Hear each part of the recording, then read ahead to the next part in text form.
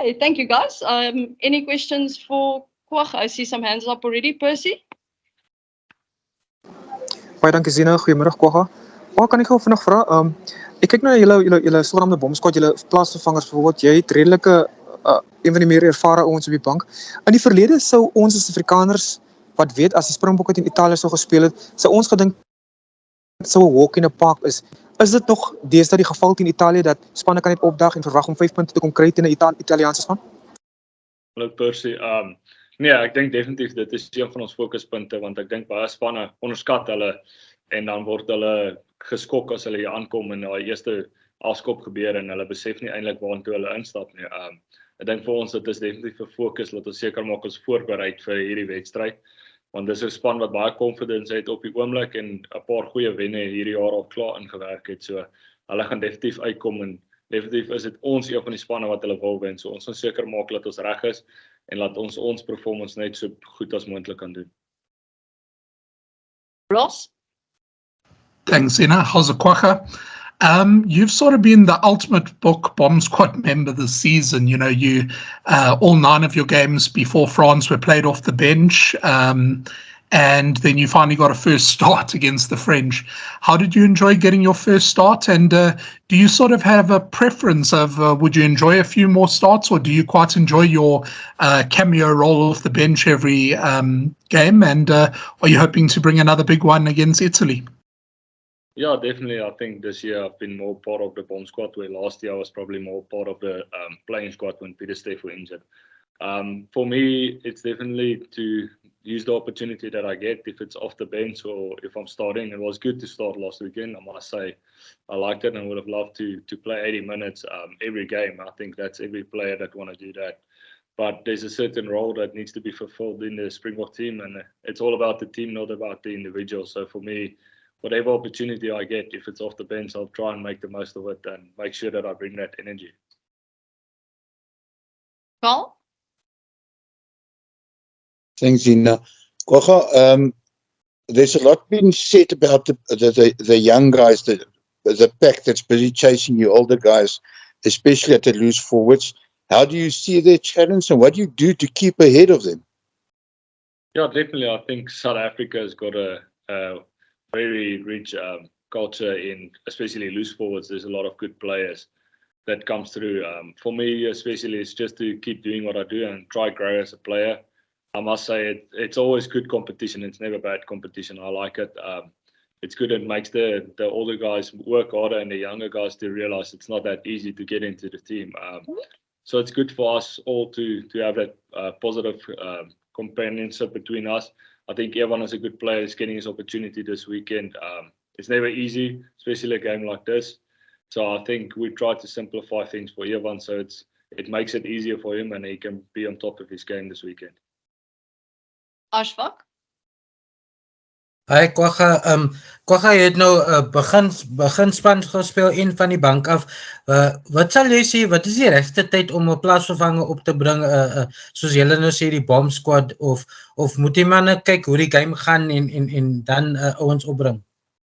Ja, ek dink definitief die coaches het ook 'n beter view daarvan bo af om te sien waartoe die game gaan en hulle kan rewind en goed so.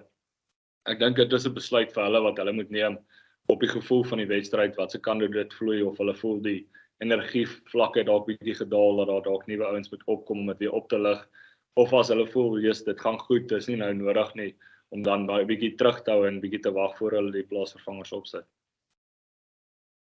Let's take a last question from Justin. Thank you, Zina. Hi, Kwagga. Just in terms of the Italians and their victory over Australia this weekend, how much are you guys reading into that, and does it cause a little bit of panic in your team in order to make extra sure that you guys have their number come this weekend? Yeah, I think it doesn't cause panic, but I think it causes awareness to be ready for this weekend, to know that it's not a team to take up lightly. They played well against Wales, also in the Six Nations, and last weekend against Australia, they put up a really good performance. I think Australia were lucky to score that last try to actually come back into the game. So it's definitely for us just a wake-up call to know that, listen, it's not going to be an easy game and we got to be on top of our game to win them here in Italy. how do you adapt from the pressure cold where things seem to happen at once? For far more laid back environment, yes, as you practice it, that we are a very competitive side, but in Chendo was small town, a very historic town with a decent rugby culture and a smaller stadium. How do you make that shift from that intensity to this intensity? Yeah, definitely. I think the first 2 test matches were against the number 1 and 2. So obviously you're up there and you want to compete against them and win them to be on the world ranking stop. But I think Italy is a team where you can easily fall into that trap if you're not ready for them, and they'll shock you the first contact probably. So for us, it was definitely to grow as a team, and I think we used the previous 2 games to get better and to make sure that we grow, because next year is the vital year that we want to win the world. Changes that you identified in Italy from the last time you played them at the World Cup. They were a different side. They seemed not to be keen on taking on the box. But when you've looked at the past 3 games, it's been their physicality that's been quite a standpoint. Yes, definitely. I think they got a few young players also in after the World Cup that's really brought in some energy. I think the competition that they play in locally also is really good for the URC. They get exposure against all the good teams. But I think, like you say, their physicality has been really good. I think their scrumming has also been good. So it's definitely a challenge for us this weekend to make sure that we don't fall into that trap. Well, what do you need to get that first win onto maybe better execution or luck or both? Yes, I think the previous 2 games were really tight. Could have gone any other way. So I think we were unlucky to lose those games, but for us definitely is to work to get this win and to just get the vibe up. But I think the guys know that we actually played well in those 2 games with little areas that might have cost us the games, but I think we're growing as a team, and that's where we want to go to, and we want to make sure we keep on growing this last 2 games.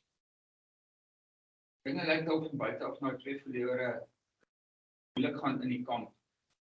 Hoe kyk julle as spelers dan nou? Ja, ek dink die 2 verlore was baie naby. Ek dink dit kan enige kant toe gegaan het, maar vir ons is dit definitief om te verbeter en seker te maak dat ons as 'n span groei, want ons werk na 'n eindpunt toe wat volgende jaar in die World Cup is. So vir ons is om elke wedstryd beter te word, en mens wil wen graag elke wedstryd, maar soms gaan dit nie na jou kant toe nie. Maar ek dink definitief die naweek, die energie is goed in die span en ons sien regtig uit om lekker saam mekaar te speel en die wen in te kry. Further elaborate the luck factor has been big. What does it say about the narrow margins that one needs to deal with high-level test rugby, especially when you need into a World Cup here? Yeah, definitely. I think there's a lot of games that we lose by 1 or 2 points. Even last year, if you take some of those games that we lost, it was by small margins. So definitely it is a test match, so it's always going to be close, especially when you play against the top tier nations and you're number 3 and they number 1 or 2. It's always going to be a close game for us. But I think, we need to narrow that down and make sure that we get the points when we need it and get the wins behind us. What lessons have you as a team learned that will be valuable in next year's World Cup? Yeah, I think we've learned a lot from last World Cup, that we need to evolve our game and get it better, because we've lost a few games and it's almost always that 3 or 4 points or 2 points that we lose a game with. So there's a lot of stuff that we've been working on, and we're trying to get better at it, to grow our game and to make sure that we put teams away by 7 points or 10 points, so that those small calls that might not go your way doesn't have an influence on the game's result. Can you elaborate on that? What is? Yeah, no, definitely. We're trying to get our discipline to be the most disciplined team in World Rugby, to give as less penalties away as possible, because that gives teams the opportunity to get into your half and to score points. So for us is to work on that discipline, to make sure they don't get penalties to enter into our 22 and to score points. And then to make sure that when we have the opportunity to score points, that we score it quickly and we don't burn too much energy trying to get points. Cool. Thank you very much, guys. Thank you, Kwagga. Thank you. Guys, just a reminder that Kwagga's quotes are for use tomorrow. We'll be sending out the recording shortly. Thank you. Bye-bye.